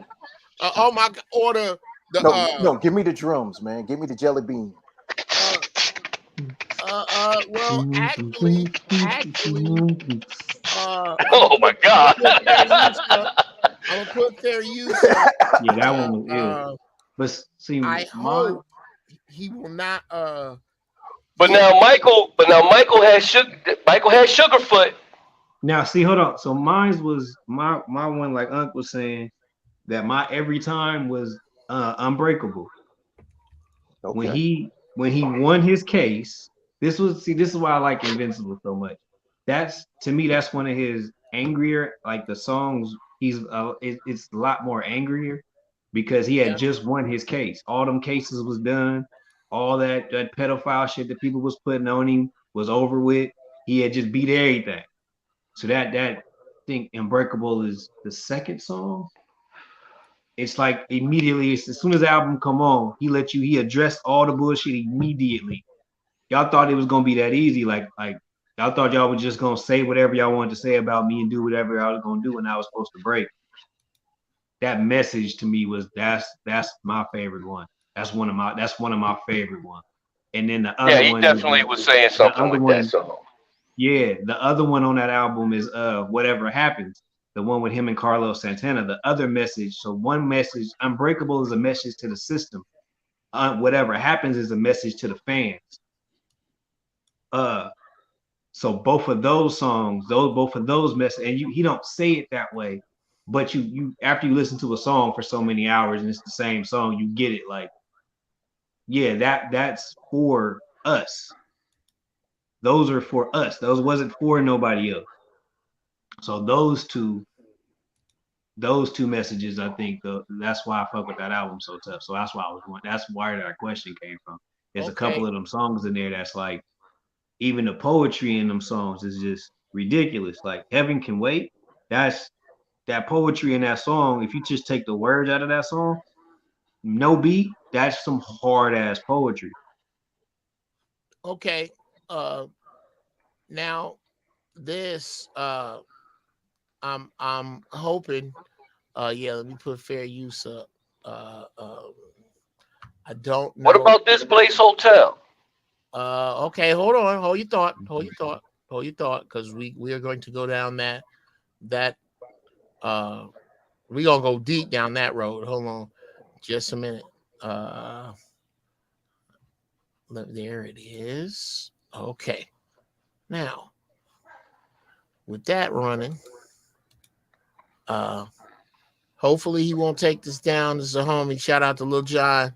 Hey man. They asked about 7779311. Here's a world-class drummer breaking it down. What's the most complicated song you've dissected? 7779311. I mean that's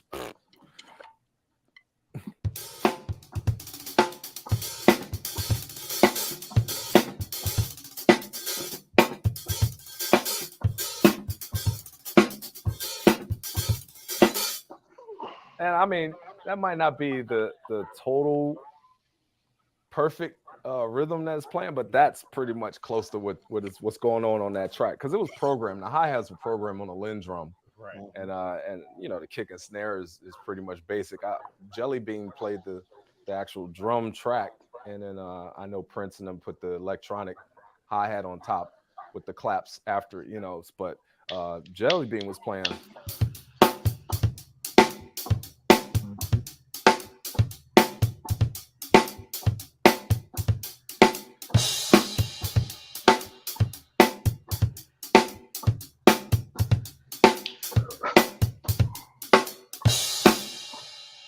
But the hi-hats.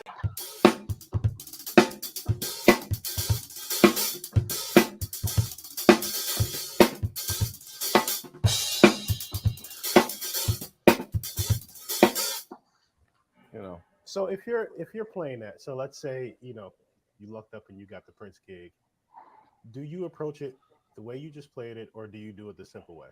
Nah, I'm gonna play that whole part.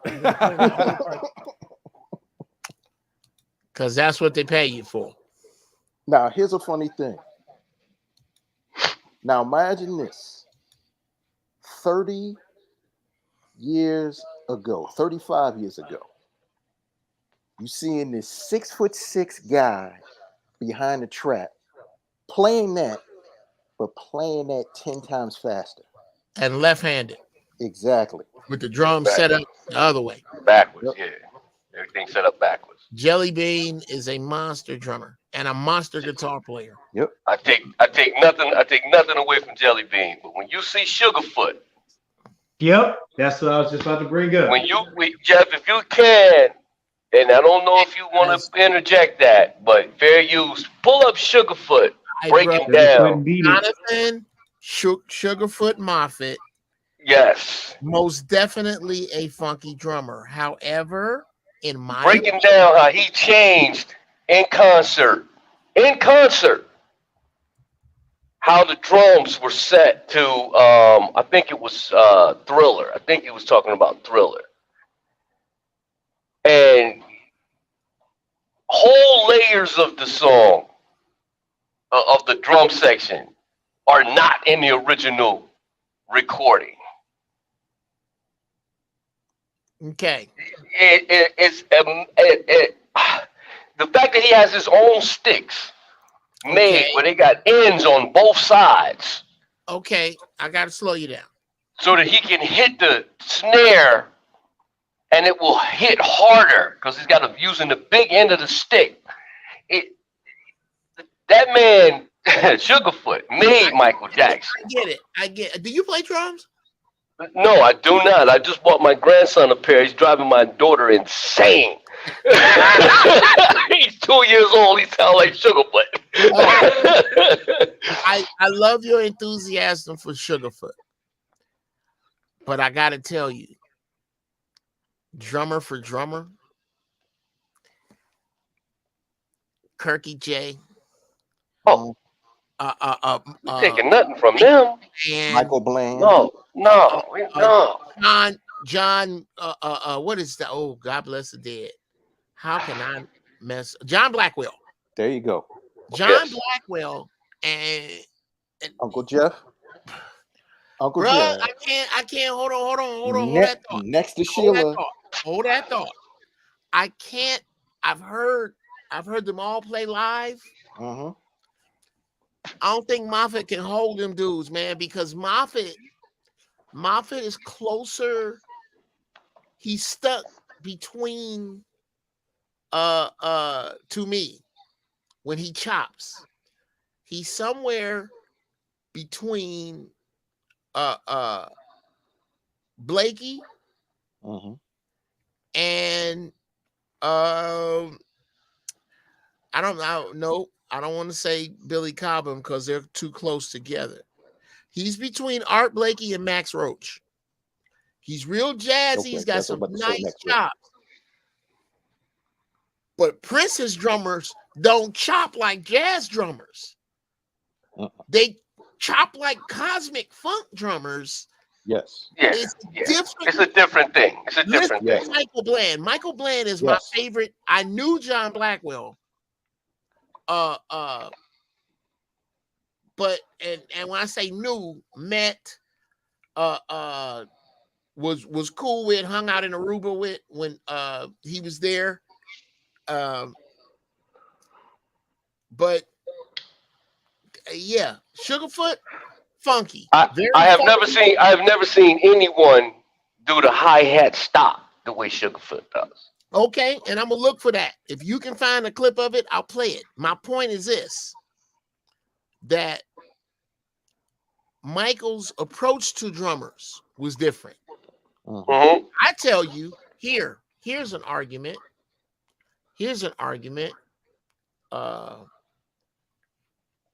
Let's bring up this gentleman as a drummer who, when you hear this, you will hear the entire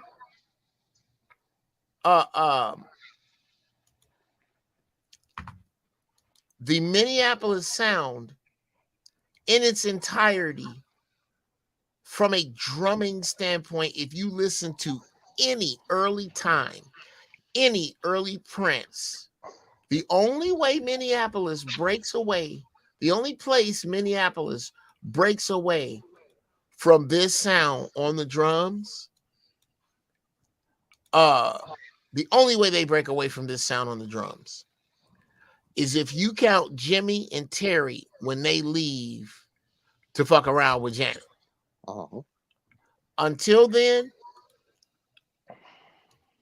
every joint, and I want you to really drill down on this. Every joint that you dig that come out of Minneapolis to dance, y'all tell me and help me out, those of you who are Minneapolis aficionados. Is this dude right here, Morris Day, either partly or entirely responsible for this sound? Hold on, let's take it up, play. Hold on.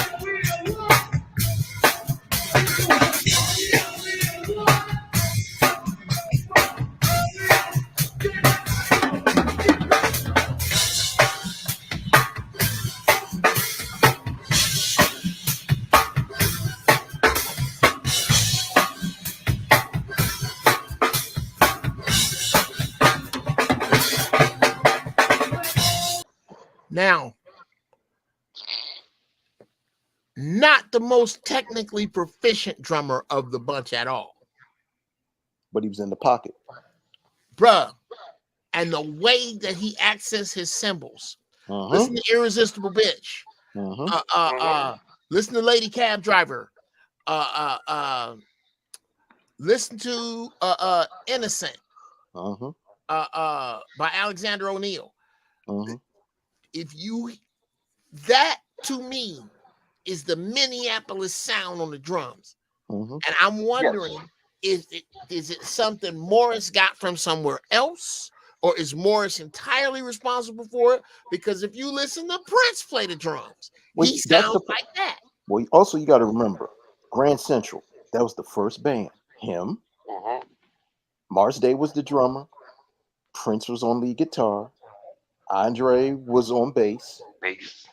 Okay. Prince's cousin was on keyboards. Right. So this is one monster neighborhood band, by the way. Yes. Oh, it was a bunch of them up there back in the day. Right. All of them live within a block of each other. All over. Yeah, that was all the. Yes. Here's what I recommend, and then finish y'all thoughts. What I recommend for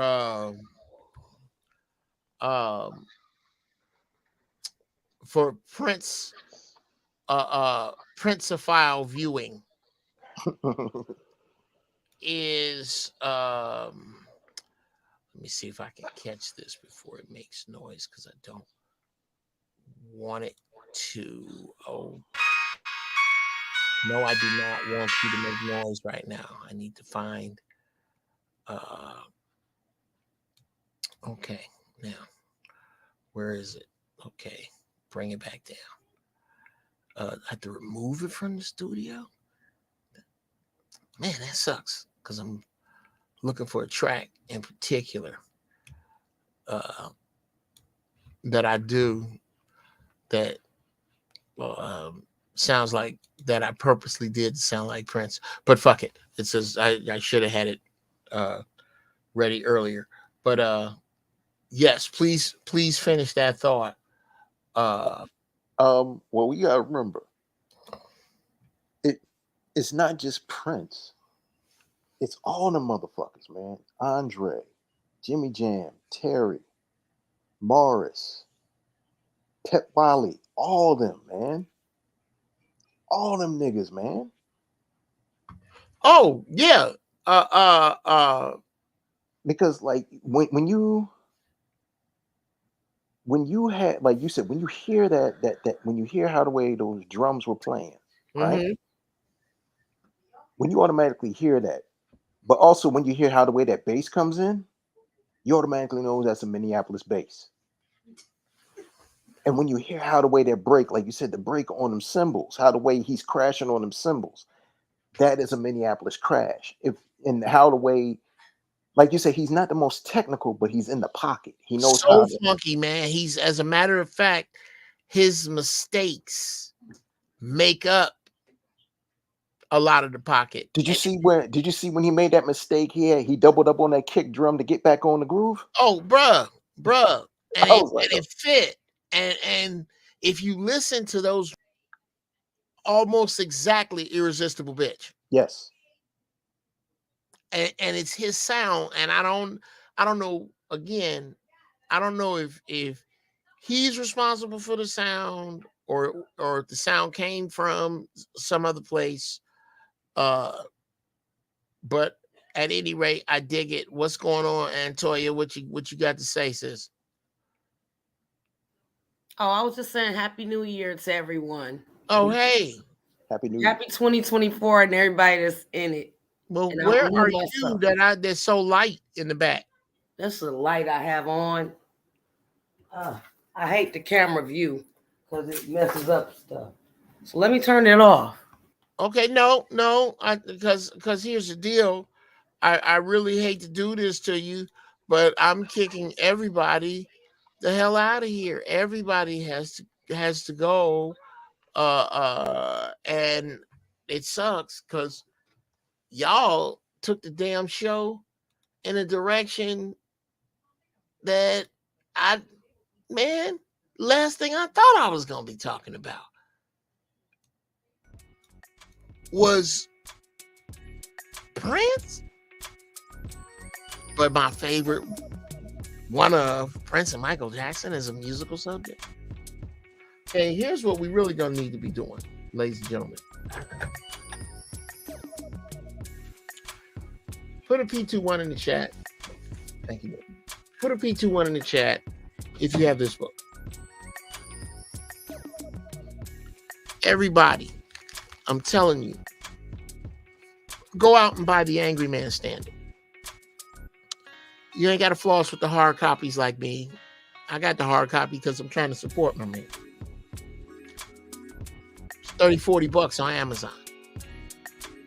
I want to start a book club on this book, The Angry Man Standard. I want us talking about this book. Get this book, people. Master Bruce, Jonathan, and Toya, look up Angry Man, The Angry Man Standard, and get his book so we can start this book club in here. I really want to start doing that.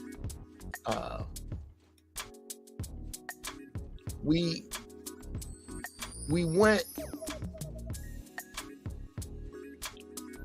kind of off topic, but I'm good with it. I'm glad it happened. That's what Giraffe Balls is about. On the weekends, we get a little more serious with the First Church, but here it's about whatever. And I'm just glad that I had this time. I'm gonna start cutting these together, and y'all gonna see some changes in the future that I really think are gonna make you happy about the ways I'm going with this and all of my endeavors. And I'm just proud of us for making it here. But in order to make it here and keep it high, you're gonna have to stay high in thought, stay high in deed. Guide your ignorance to your wisdom. Pull out of the gravity, the stupid. Sisters, find your peace. Brothers, find your majesty. It's your Uncle Jeff. I'm out.